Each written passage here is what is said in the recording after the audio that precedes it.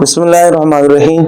میرے دیکھنے والے تمام دوستوں بزرگوں بھائیوں کو میری طرف سے السلام علیکم ورحمۃ اللہ وبرکاتہ۔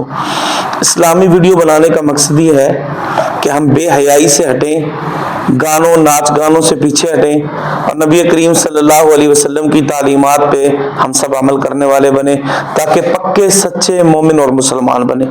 ہمارے لیے اللہ کریم نے نبی رحمت صلی اللہ علیہ وآلہ وسلم کو نبی بنا کر بھیجا اور ہمیں نبی کریم صلی اللہ علیہ وسلم کا امتی بنا کر بھیجا اللہ نے۔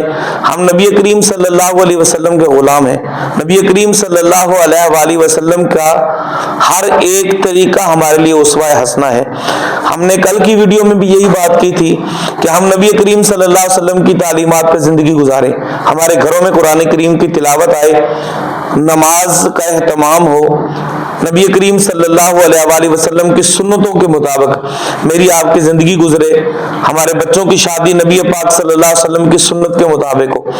قرآن کریم برکت والی کتاب، لا ریب اور بے عیب کتاب ہے، لیکن بدقسمتی سے ہمارے گھروں میں قرآن کریم کی تلاوت کا اہتمام کوئی نہیں۔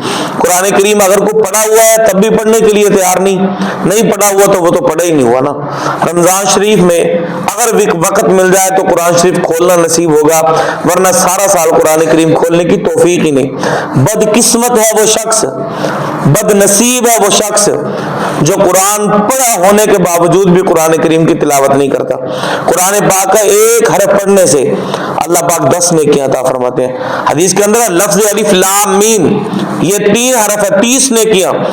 اور قرآن کریم کا آپ ایک پاؤ یعنی 2-4 رکوع 5 رکوع یا آدھا پارا تلاوت کر لیں گے نا، رب کعبہ کی قسم آپ کے کیلکولیٹر جواب دے جائیں گے، اللہ پاک آپ کے کھاتے میں اتنی نیکیاں لکھ دے گا۔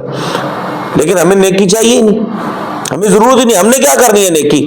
بس ہم نام کے مسلمان ہیں، صبح اٹھے باجی اللہ کو مانتے ہیں، لا الہ الا اللہ، باجی ہم جو اللہ کو مانتے ہیں بس یہ جہان میٹھا تے اگلا جہان کیا ہے ڈٹھا۔ اور بھائی یہ جہان میٹھا ہے اس کے لیے ہے جو اللہ اور اس کے رسول صلی اللہ علیہ وسلم کی فرما برداری میں زندگی گزارے۔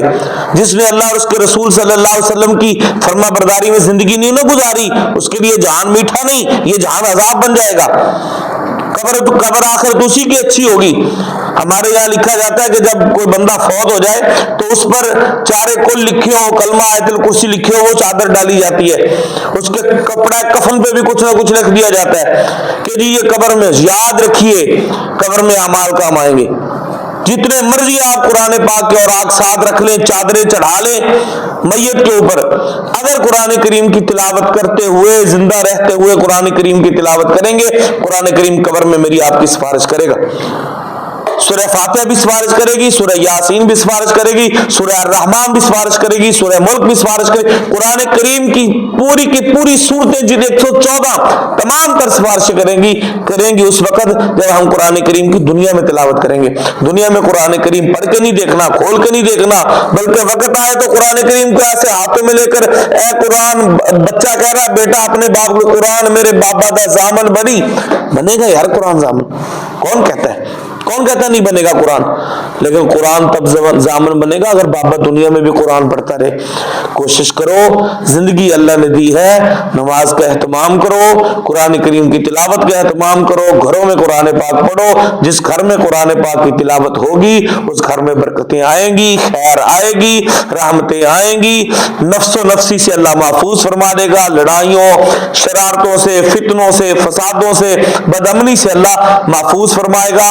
نماز کی برکت ہے، قرآن کریم کی برکت ہے، یہ اعمال دنیا میں بھی کام آنے والے ہیں اور آخرت میں جب قبر میں کوئی ساتھ نہیں دے گا نا، یہ اعمال میرے آپ کے کام آئیں گے۔ اللہ پاک ہم سب کو جزائے خیر عطا فرمائے، عمل کی توفیق عطا فرمائے۔